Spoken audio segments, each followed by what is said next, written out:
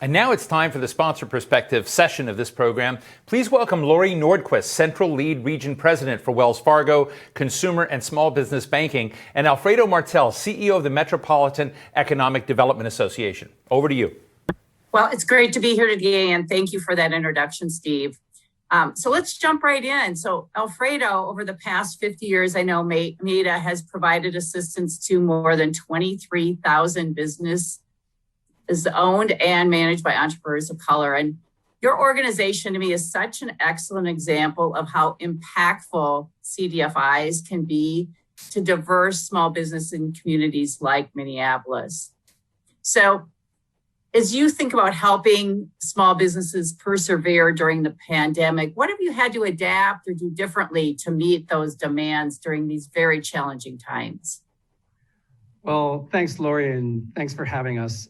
We really appreciate the opportunity to share our story and our partnership with you and Wells Fargo, of course. A CDFI, let's just begin there, right? Community Development Financial Institution. We are a network of mission-driven small banks, if you would, who are driven primarily by our mission. We are nonprofit organizations that are embedded and deeply connected in the communities that we serve. In the case of MEDA in particular, over our 50-year history, we've focused on three fundamental areas of support to BIPOC entrepreneurs. These are the three most common and challenging obstacles that a BIPOC entrepreneur faces. Number one is access to management consultancy or management support. It's one thing to be excellent at drywall or running a restaurant or being a chef. It's a very different thing to run the business of a drywall company or run the business of a restaurant.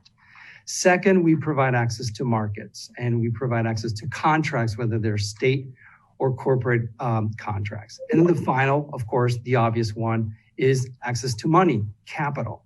Capital is one of the fundamental needs that BIPOC entrepreneurs don't have access to. So CDFIs fulfill that role in providing that source of capital. In the case of 2020, clearly the pandemic hit BIPOC entrepreneurs and BIPOC small businesses in an inordinate level of intensity for various reasons. Number one, many BIPOC entrepreneurs were already operating with weak balance sheets or weak operating expenses and profits. But then the second one is the sectors. The sectors that got really affected by the pandemic, predominantly retail, food and beverage. Some of these sectors tend to be heavily BIPOC in terms of the diversity of the operators. So our clients were in those sectors that when the shutdown started, they were keenly affected by that. And then of course, SBA, PPP processes were a little bit challenging in the beginning, particularly when it came to providing CDFIs access to those funds and those deployments, which I know we're going to talk about the Open for Business initiative, which is a remarkable move to address this opportunity. And so finally, 72% of our clients, case in point, right now are stating that capital is their number one need in terms of what they would seek and need most for recovery and retooling. We know slowly the economy, slowly the country's reopening. We're not fully there yet. We're hopeful, but we know that recovery is slowly happening, but retooling for the new normal will also come. So capital, incredibly important in this stage of the game. I would say, in retrospect, flipping the script, maybe, Lori. How do you see large-scale institutions? We have an incredible partnership, and we rely on our partnerships with philanthropic, banking, and state organizations. How would you see large-scale organizations joining the fight, and what could they specifically help us address?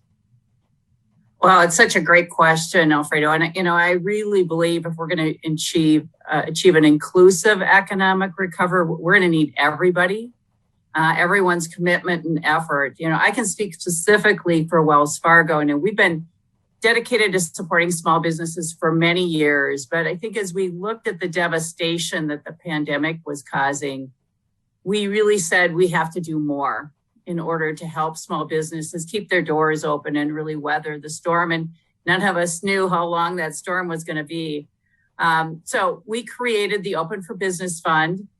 It's taking roughly $420 million in processing fees that we earned from the Paycheck Protection Program in 2020. And it's donating those dollars to nonprofits and CDFIs that serve diverse small businesses. And so far, we've already helped over 35,000 small businesses, and that's maintaining about 90,000 jobs. And of course, the majority of those are diverse-owned small businesses. The Open for Small Business Fund is based on 3 foundational strategies, and they really mirror what you were talking about as you help through MEDA. Access to capital is critical, especially for people of color and women. So the first strategy for Open for Business has been to collaborate with CDFIs to really reach what I would say is the smallest of small business owners with capital, emergency grants, and low-cost loans.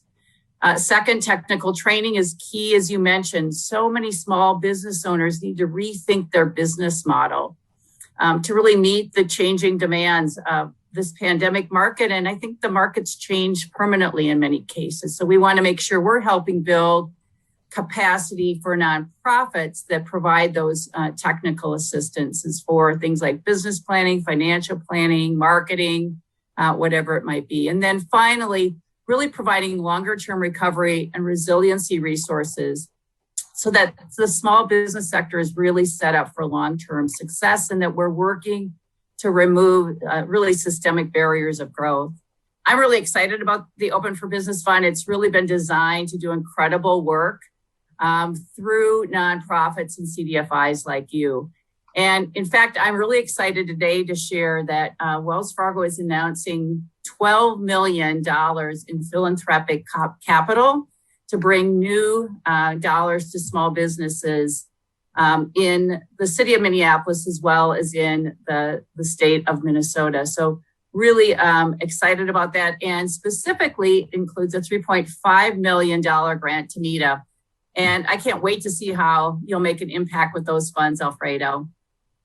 Thank you so very much, Lori. And we're privileged to have you as a partner in this last grant for $3.5 million. Remarkable, but it's really a reflection of our remarkable partnership that we've had for decades with Wells Fargo. Certainly appreciate it. And I would say that it mirrors a track record that started, I'll go back to 2016, where we received an operating grant and a PRI, which was help fund our operation and fund our lending capacity in 2016. In 2018, Wells Fargo's $1.5 million grant for banking technology was a game-changing tool during 2020 and the pandemic. And now this grant allows us to really scale our lending capacity. So the track record in the last activities between Wells Fargo and MEDA is a strong partnership. And Lori, on behalf of all of us, we really, truly thank you. You are making us so much better and helping us make such a difference. Well, we're really excited. Just the possibilities on what you're going to be able to do to really bring hope and help to small businesses in our community. So, hey, Alfredo, I have to say congratulations on your 50-year anniversary and launching your new ambitious strategic plan, MEDA Vision 2025. We look forward to seeing just how you're going to bring the plan to life to support entrepreneurs of color and the communities that you serve. So, well, that's all the time we have today, Alfredo, but thank you so much for joining me. And I wish you and MEDA the very best success as you continue to do such important, critical work here in Minneapolis. Thank you, Lori. Much appreciated. Let's go get it done. Lori, Alfredo, thank you so much. Great conversation. Would have liked to have even heard more. So thank you very much.